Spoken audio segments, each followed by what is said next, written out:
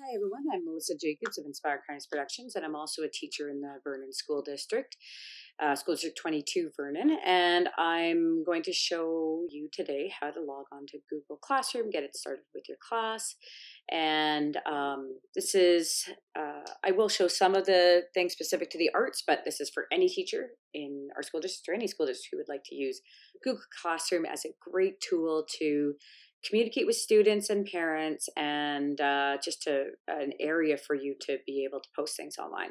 So you can use, any, you can use Chrome or you can use Safari, anything you want. And there we go. Okay. And so the first thing you want to do is check to make sure that you're logged in. So at the moment, I am actually not. It's my son's Google account. So I would just click on this and then I would go on to mjacobs@sd22learns.ca. But if you have never logged in with your sd22learns.ca account or whatever school district account you have, then you would want to do add another account. And if you're not sure of what your account is or how to log in, you can send me an email. Or you can also contact the IT help desk on the school district website. I'll just show you really quickly. So you would do it, go SD22, and then right here, staff resources, and there's IT help desk, and they'll get you in a second. Same thing if your student, if you're a brand new student, doesn't have an email after you filled out the Google Classroom permission form, you can send that to IT and they can create the email for your students. So first of all, here we go. So I've clicked into mine now, and you want to go to the waffle. Okay. And from here, there's your email. So if I've added you to my Google Classroom, like if you're a teacher at Kidston and I added you to mine, then this is where you would go in, you would click on Gmail to accept my invite. If you want to add a video, your own videos, your own photos, anything into the Google Drive, it's right there. If you want to create your own Word document, your Excel spreadsheet, we used to call this PowerPoint presentation, but it's called slides now. You can do them all on here. There's your own YouTube channel if you want to create it that way. I use my Inspired Kindness Productions one though. But yeah, you can create anything in here that can then be added into your Google Classroom. So now we'll click on Google Classroom. And you can see I have created two for the school. One's grade 4 to 7, one grade K to 3. I find that's good enough for the school, not too overwhelming, but it does divide them up a bit. And then if you are brand new to this and you want to create or join your own classroom, you just click on the create class, and then you would type in whatever and create. You can see that I only have two things, so it's not super overwhelming. And later on, if you want to edit, like let's say Miss Jacobs ends up here and grades 4 to 7 ends up here, the wrong thing, you can edit and delete things or whatever you want later with the three dots here. So now I'm going to click on grades 4 to 7. Now, if I want to go to my grade 3, K to 3 one, I can just click on the side here. Here's all the classrooms, okay, that you want. And you can see in here, students have asked me questions and then I've answered them. I leave things if I think another child might want the answer to it. Otherwise, I just click on here. Kids will come on and just pop in, like they'll say, hi, Miss Jacobs or whatever. And then I usually reply hi and then delete it so our stream doesn't get too full. Now, the first thing you want to do is either create a little bit of classwork or go to people. And you can see I've added teachers to mine because it's, a whole school thing. So some of them are interested in watching the videos that I post or whatever. So you can add teachers if you want, like administrators or the librarian or myself, like a fine arts teacher.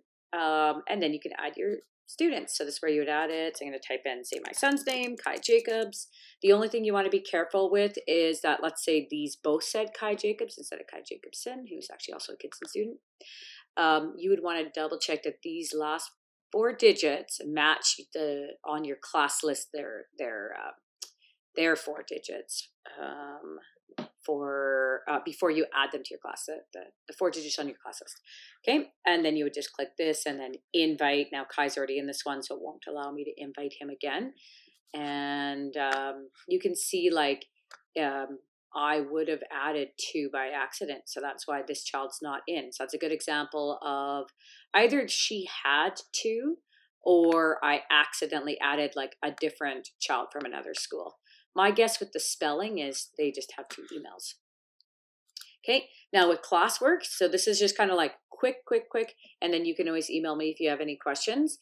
You can create, okay, this was like another draft one that I just did for a different video, but anyway, so you can go to create and you can do assignments. Now, let's say you have a couple kids that you just want to, let's say with math, you want a couple kids to be able to have an extra project, but you don't really want the rest of the kids to be able to see it. Then what you would do is rather than have all students, you would click on here, unclick, and then just select the few that you want for that, which is really nice. I do that with the grade 7s with Airband, so they have their own assignment. I'm not bugging the other kids. You can give them a due date, and you could add a rubric, and it's really cool that to be able to communicate, and then they have to submit their assignment this way. It all goes into one place. And so you can also do like a quiz assignment, question. I use the material the most. And so I would do like just, whatever. National Truth and Reconciliation Day or whatever, blah, blah, blah, blah, blah. I did that. And then, you would do the description of what you're doing. So here's the practice material, whatever.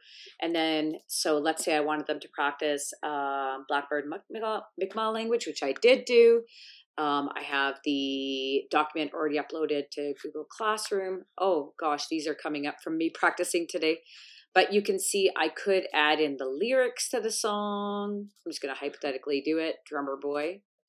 And that's actually a really cool version by Justin Bieber with rap, and we might be editing some of it. You could also add a video. So, let's say I want to add in this video for them to be able to practice. You can just keep doing. Usually what I do is I do it like this. If I had add a whole bunch, I do practice sheet. The 2 would be video, whatever. I would do it really formal. You can also upload straight from your computer something. You can add a link. Like, let's say I want to do like math games. So I would go and open up a new window and I would find math games, say grade 4. You would already have your website in mind. That's kid appropriate. That's safe for kids. And perhaps that's related to your curriculum, and then you can add the link, and there it is saved onto there. You can also add a YouTube video. So let's say we're still working with math. We're going to go like grade 4 fractions, find it on YouTube. Oh, good, I like this one, but I would have pre-watched it, add video, and so on. Okay, so it's a really great source. Now, the last tip that I have if you're going to add a material is to add it to a topic. So I would add it to, say, music or whatever. And that way it all stays nice and neat. So I'm going to do this, and then actually I'm going to delete this so that it just never gets posted. Yeah, so anyway, so that's, you can see I have quite a bit because I've been doing this for a few years.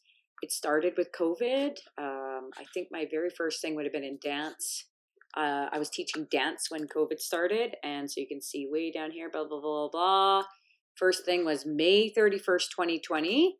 Actually, I did something else, April 30th. Oh, cool. Footwork for fishing in the dark. But anyways, I added this dance curriculum.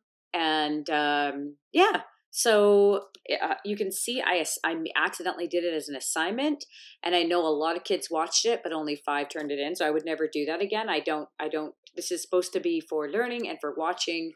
And obviously if it was like a grade 7 classroom, you could use this as a place, or I know all the high schools do use it as a place for also handing in assignments as well too. Okay. So I think that's actually it for Google Classroom. It's such a great resource. I love how the kids can communicate with me. I love how I can post things. It's really benefited both the students and myself to be able to to be able to share information. And I also am not worried if for some reason, my classroom were to have to be off for 2 weeks because of COVID. I already have a great way of communicating with them at home. The next video that I'm going to share, which should be coming out this maybe next weekend, is I'm going to show you about Pro Tools first, which I shared at the Pro D Day on Friday. This one's the paid version, but there's a free version. And I'm going to use this video. I had screen recorded Mr. Paul Hunter's choir singing for Remembrance Day. I'm going to show you how I can repair their voices using Pro Tools first, and just to make them a little bit more clear. And I'm also going to show you how you can make their, even though you've recorded it in a studio, I can show you how you can make them sound like they're in a church or in an auditorium, and just a whole bunch of different ways to repair voices using this program. So that'll be the next video. And yeah, please like and subscribe to this video.